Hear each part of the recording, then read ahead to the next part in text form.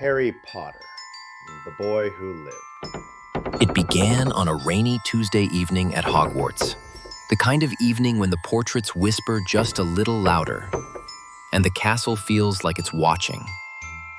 Harry had been wandering the library's restricted section, not out of mischief this time, but curiosity. Welcome to TOKTALK, where we trace the invisible threads between knowledge and belief, truth and tale, memory and meaning. I'm your host, Tarek, and today we wander through a different corridor of Hogwarts, a hidden path beyond the Marauder's map, a journey not to find where people are, but to discover what they know and what they choose not to. This is the map of meaning. Sectum sempra.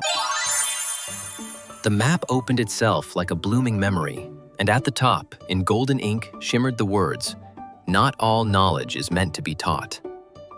Harry stared. He had heard that before, from cautious professors, from fearful adults, from Dumbledore himself, but he had never believed it.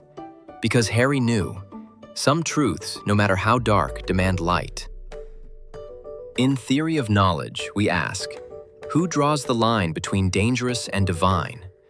Who protects knowledge by burying it? And who decides that forgetting is safer than understanding? You will not speak unless spoken to. In both worlds, magical and muggle, the gatekeepers of knowledge are rarely the ones who seek it.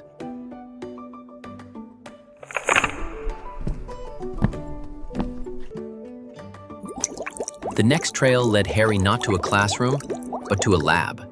Shelves lined with both star charts and spellbooks, where a cauldron sat beside a compass, where magical theory was tangled with natural law. On the wall, carved deep in stone, magic may not contradict science, but it does not obey it either.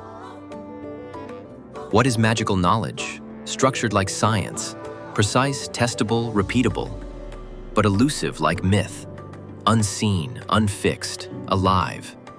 So we ask, is magic a science unknown? Honestly, don't you two read? Hermione sought answers in logic, Harry in instinct, Luna in wonder. Three seekers, three knowers, standing in the same room, each holding a different version of truth.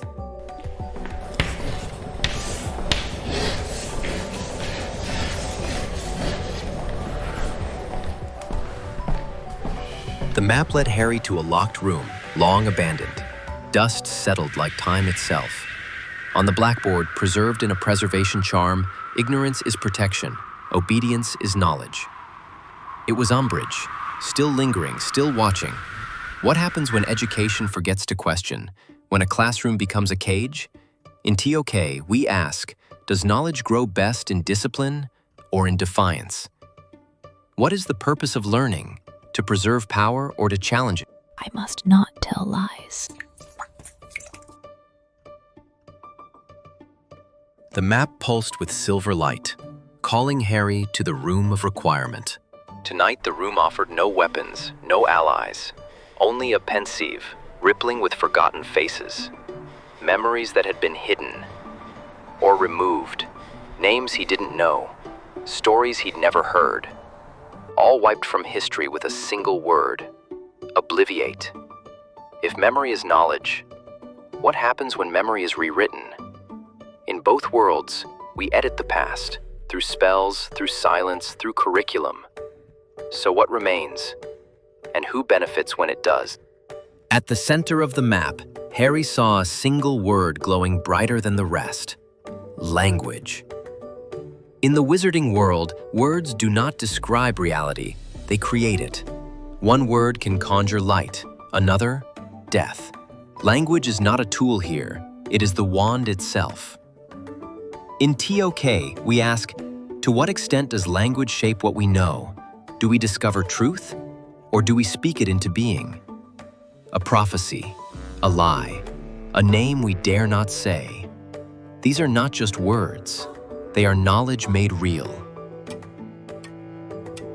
The map of meaning folded itself softly. Its ink faded, its glow dimmed, but not before one final line appeared, etched in the space between words. Meaning is not found in answers. It is made in the asking. Harry didn't leave with power or certainty. He left with better questions.